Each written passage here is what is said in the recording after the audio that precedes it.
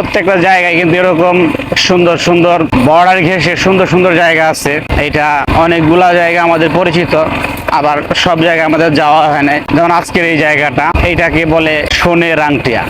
নামটাই অনেকের কাছে প্রথম মনে হতে পারে, যে এরকম শুনলাম যে সোনের আংটিয়া। তো সোনের আংটিয়ার বর্ডার ধরে আমরা ভারতের দিকে এগিয়ে যাচ্ছি। ভারতের মেঘালয় সীমান্ত, শেরপুরের সীমান্তবর্তী ভারতের যে জায়গা সেটা হচ্ছে মেঘালয়। আমরা আজকে এদিকে যাচ্ছি।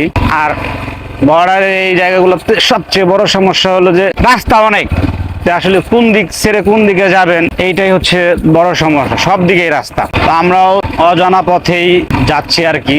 টুকুস করে দুই একটা ছবি টবি তুলে নিবা। দাদা এদিক দিয়ে আর কত দূর যাওয়া যাবো? শেষ, তাহলে সামনে বন্ধু একটু ঘুরে আসি, মানুষজন আছে এরকম জিজ্ঞেস করে করে এগিয়ে যাইতেছি, কারণ বর্ডার কখন শেষ হয়ে যায়। আবার শেরপুরের আপনারা জানেন যে হাতিরও আক্রমণ হয় অনেক বেশি। একদম র ভিডিও এটা আমার। এই রাস্তাটাও পার হওয়া অনেক বেশি ঝামেলা।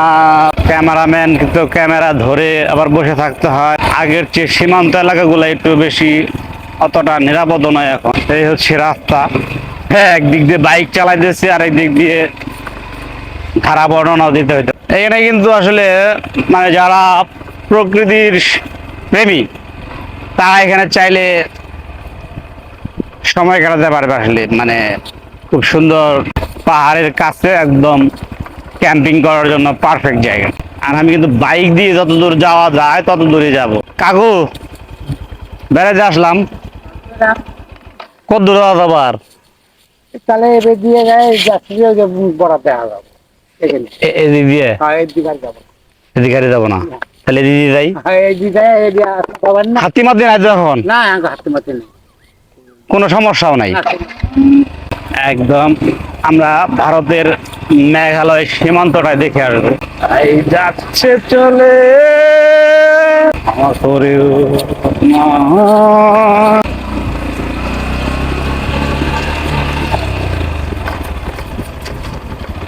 পাহাড়ের এই যে অপরূপ সৌন্দর্য, এটা কিন্তু দেখতে চাইলে আসলে শেরপুর অন্যতম পছন্দের জায়গা হতে পারে সবার জন্যই। আর যেদিক দিয়েই যাচ্ছিলাম সেদিক দিয়ে কিন্তু ঘন জঙ্গল, এই জঙ্গলের ভিতর দিয়ে আমাদের যাওয়া। আমরা এগিয়ে যাচ্ছি শেরপুরের ঝিনাইগাতি উপজেলার সোনের আংটিয়ার বর্ডার ধরে ভারতের মেঘালয় সীমান্তের দিকে।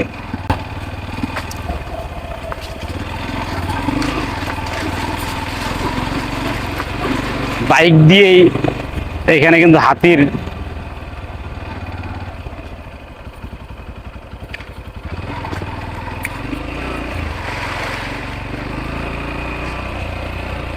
কইতে আসলাম।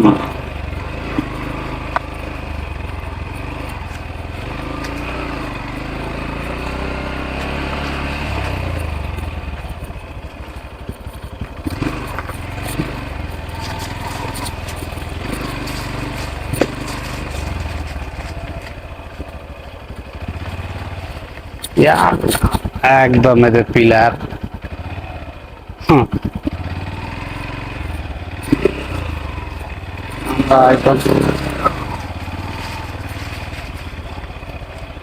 বাইক নিয়ে সীমান্তে চলে এসছি। এই হচ্ছে ভারতের পিলার।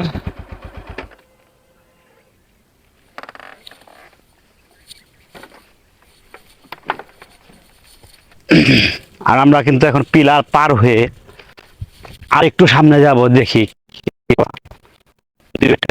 কতটা সেফ হবে দেখার চেষ্টা করবো।